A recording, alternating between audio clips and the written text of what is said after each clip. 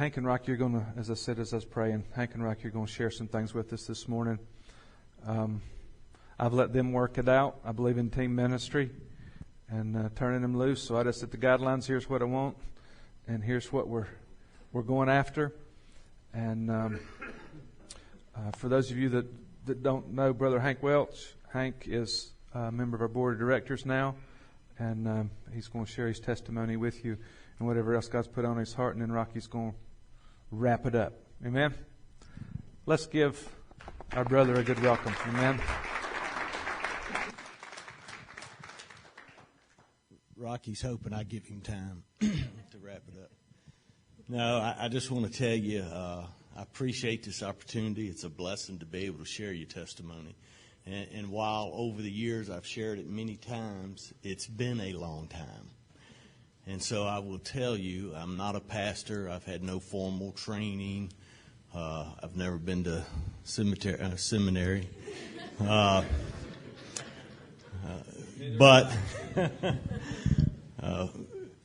and I tell you that for two reasons. One, even though we're still a relatively small church, we are blessed with some great speakers and preachers, and I've never had anybody up here that didn't touch me, and so in one way I'm kind of giving you a warning.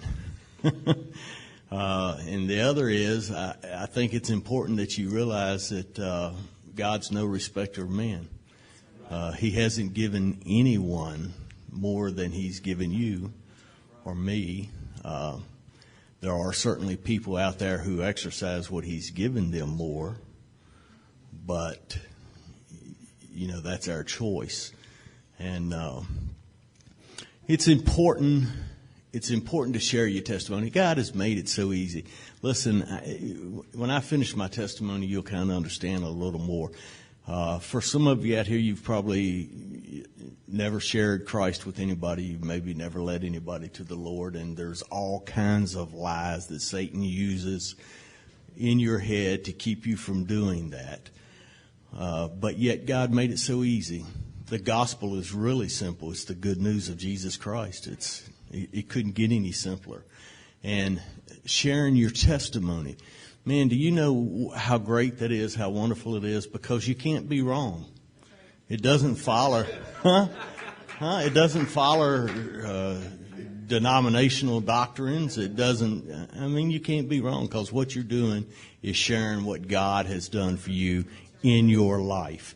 And, because of that, you can do it fearlessly.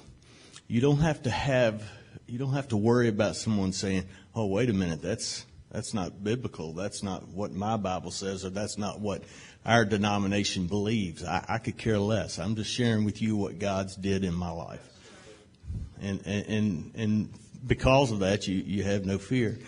I can tell you, as a fairly new Christian, or I'll put it like this, as a fairly new person who had decided to dedicate their life to Christ, I heard two people share a testimony at another church that I went to.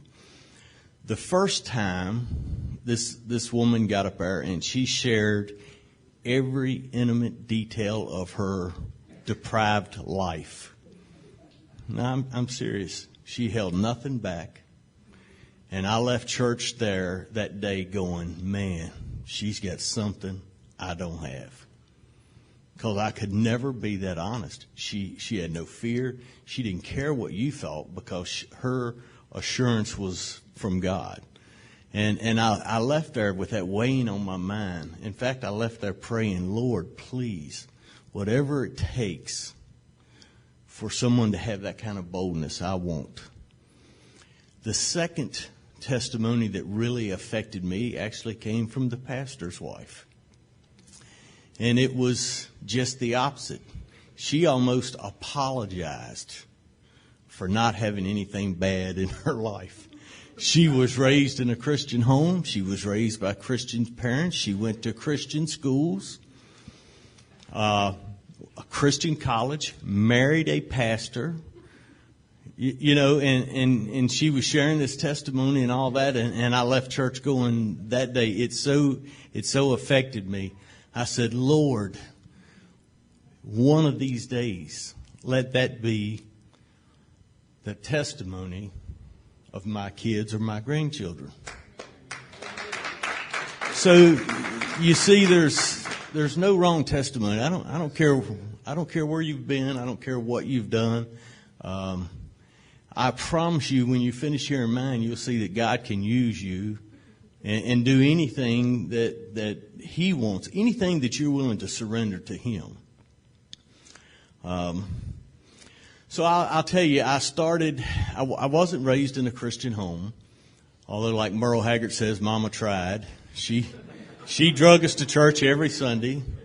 My dad never went to church, but my mom drug us to church every Sunday. But as a kid, I'll be real honest with you, it was one of these deals where Grandma pinched you, when you got too loud, and Mom cut them eyes over there to tell you, if you wiggle one more time, I'm gonna kill you on the way home. And so that was kind of the church raising that I had up until I was 14 years old.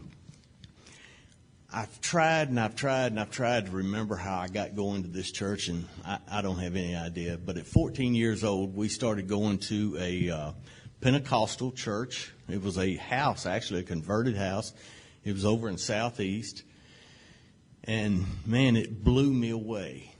Not because of denominational things, but because everyone there lived every day like it was Sunday. I'd never experienced that. Listen, we went to church on Sunday, and after church on Sunday and the chicken dinner, it was over. You never thought about church. You never thought about God. You never thought about church again till next Sunday. And so I got to know these people, and it just wasn't one family. It was like everybody in the church. And I would go home, and have dinner with them and all that. And, man, they would pray and they would treat people, just like they were still in church. And this would be during the week. And, God was prevalent in their life. I also got, that was the church that I actually made a commitment, got saved. After, I don't know how long it was of going and all, I finally made it up to the altar. I tried for several weeks, and I never could bring myself to come forward. And then one Sunday, man, I was the first one up there. And I prayed, and I went home every day. Every night I went to sleep reading my Bible. So it was wonderful. That's also the church that I got, at least at that age, started to recognize religion, because that pastor came in one Sunday, said he had been called away to the mission field, and we were getting a new pastor. I kid you not, the first Sunday, this new pastor came in, and he started talking about the carpet and the stained glass windows that we didn't have, and the furnace, and how we were all going to have to dig deep and give money because this house wouldn't do. I'm just a kid, really, so I don't understand it all. But what I do understand, that within a few months, all of those families had disappeared. That church was over and done. We quit going. Everybody that was there had quit going. Like I said, at 14, I don't know that I truly understood it. I continued to read my Bible and continued to try to live a Christian life, but like I said, there wasn't any of that at home. There was nobody to disciple me. So it didn't take very long for me to fall back into the world, even at 14. And I don't know how else to explain this to you. At 14, I considered myself a people person. At 14, I was already considered a gang leader to an extent in our neighborhood. It's just the way it was. I became angry at God.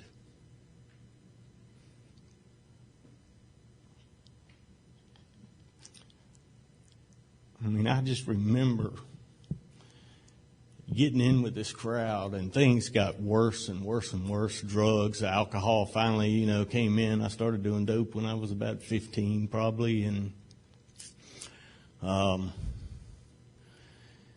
for some reason, because that church failed and I didn't know any better and there wasn't anybody there to tell me any different, I thought God had rejected me.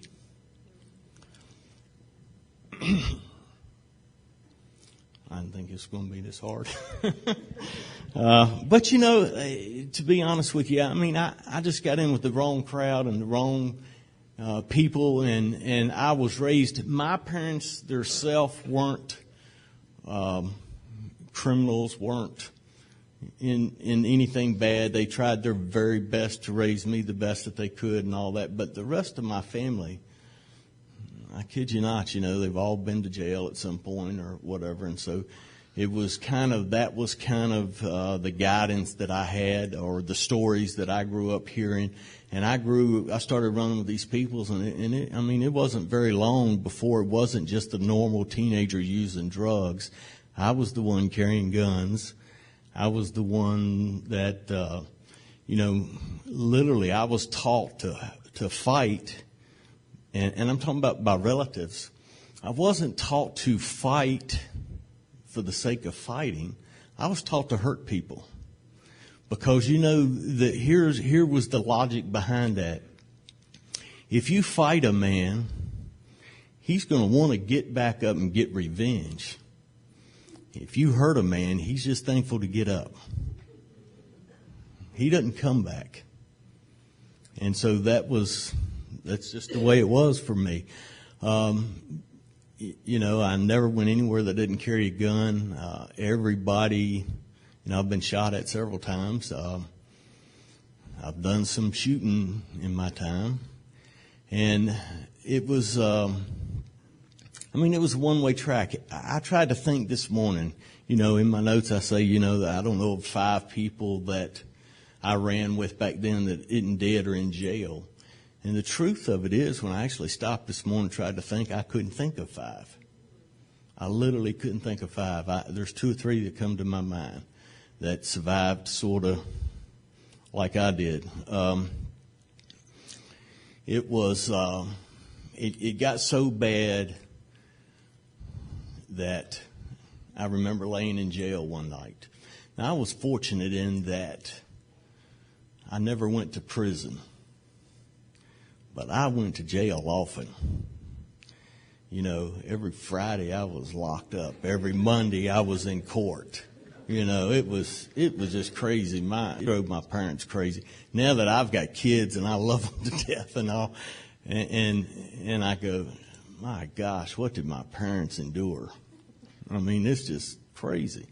But it was. It was kind of, at 17 years old, I just tell you, at 17 years old, my high school principal met me in school every morning and handed me a withdrawal notice. Because at 17, you can quit school without your parents' permission. And at 17, every morning she would track me down wherever I was and hand me this. She said, why don't you do us both a favor? Fill us out. And of course, in my mind, I wasn't that person, but I made sure everybody else thought I was. And that's just kind of the way my teen years went and all that. And all of this, I truly remember being so angry at God. I remember laying in jail one night and going, Lord, I prayed the prayer. What the pastor said to say, I said. I've done everything that you said, and here I am laying in jail. Here I am facing this charge or that charge and all the mean things that I've done in my life and all. And so, I just actually blamed everything on God. I do remember thinking that something had to change. There was actually a big bust in Roanoke years and years and years and years ago, and it actually made national news. The guy that I ran with got 125 years for fully automatic weapons. When I say we played with guns, we played with Uzis and Mac